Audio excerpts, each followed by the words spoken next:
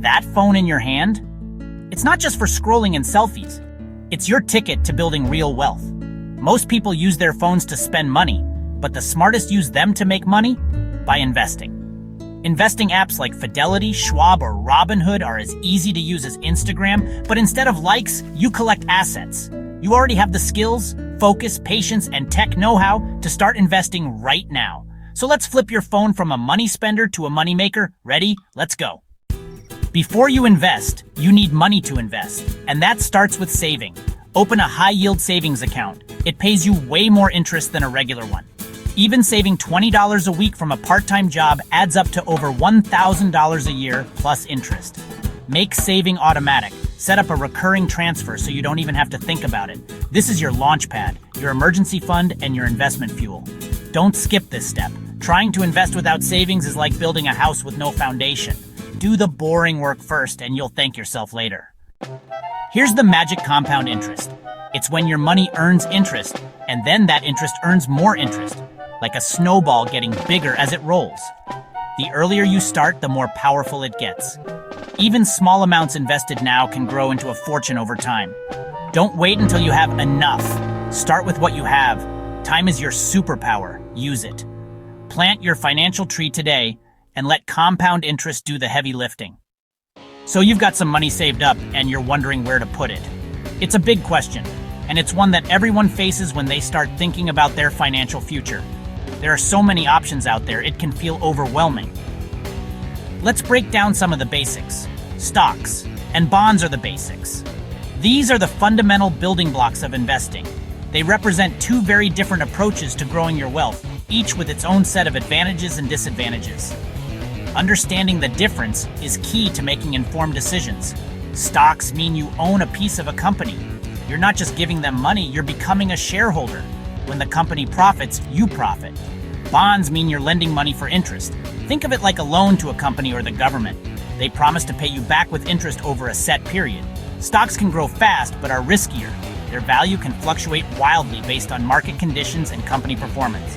Bonds are safer but grow slower. They offer a more predictable return, but you won't see the same potential for rapid growth as with stocks.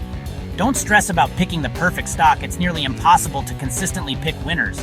Even professional investors struggle with this. Just buy an index fund, which gives you a slice of hundreds of top companies at once. It's a simple and effective way to get broad market exposure. This is called diversification, and it protects you from big losses. By spreading your investments across many different companies, you reduce the impact of any single company's poor performance. The market will go up and down. It's a natural part of the economic cycle. Ignore the noise and keep investing.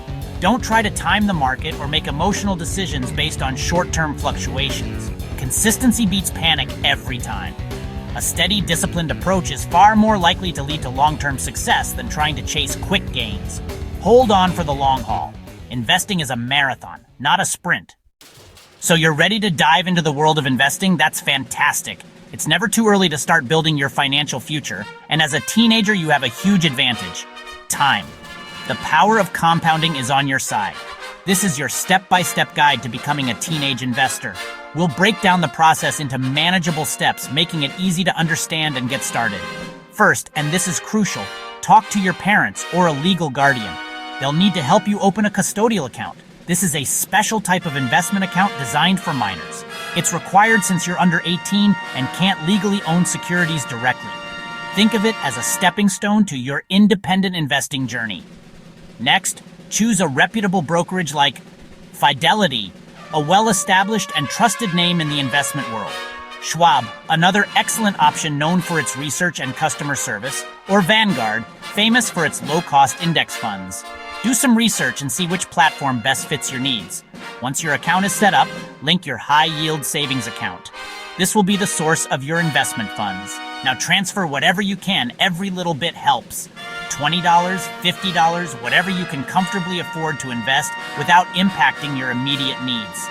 To make it even easier, set up automatic transfers. This way you're always investing, even if you forget. Consistency is key to long-term success. Now for the investment itself, buy a low-cost index fund like VOO, which tracks the S&P 500 or VTI, a total stock market index fund. These are diversified and relatively safe options. There's no need to chase hot stocks or meme stocks. That's it. You've done it. Congratulations. You're officially an investor. Now, the most important part, do nothing. Just keep adding money consistently over time, and let time and the magic of compound interest work its wonders. The hardest part of investing, especially when you're young, being patient and resisting the urge to constantly check your portfolio or make impulsive decisions. But trust the process, stay consistent, and your future self will definitely thank you for starting early. We've covered a lot of ground, from understanding the basics of investing to exploring different strategies. But here's the bottom line. The most crucial takeaway from everything we've discussed: just start. Don't wait for the perfect moment, because it doesn't exist. The best time to plant a tree was 20 years ago. The second best time is now. The same principle applies to investing. You don't need to be a genius with an IQ of 200 or have a ton of money, contrary to what some might believe. Investing isn't just for the wealthy elite. Action, consistent action, is what truly matters. It's about taking that first step, no matter how small. It's about learning by doing and adjusting your course as you go. Open that account, take a few minutes, and set up your profile. Invest your first $20 or even $5 if that's what you're comfortable with. The amount isn't as important as the act itself. And let your money grow, slowly but surely, over time. Think of it as planting a seed that will eventually blossom into something substantial. Don't let fear, uncertainty, or overthinking stop you. Analysis paralysis is a real thing, and it can prevent you from ever getting started. The biggest risk, the most significant mistake you can make, is not starting at all. The opportunity cost of inaction is far greater than any potential losses you might incur. This week, talk to your parents or a trusted adult about your interest in investing. Explore a brokerage app, familiarize yourself with the interface, and see what options are available to you, and take the leap. It might seem daunting at first, but once you've made that initial investment, you'll realize it's not as scary as you thought. Owning a piece of the world's greatest companies, even a tiny fraction, feels way better and is far more rewarding in the long run than any fleeting in-app purchase. This is your future. Take control of it, shape it, and invest in it. Drop a comment below when you make your first investment, no matter how small. Share your experience and inspire others to join you. And let's build wealth together as a community, supporting each other every step of the way. Remember, every journey begins with a single step.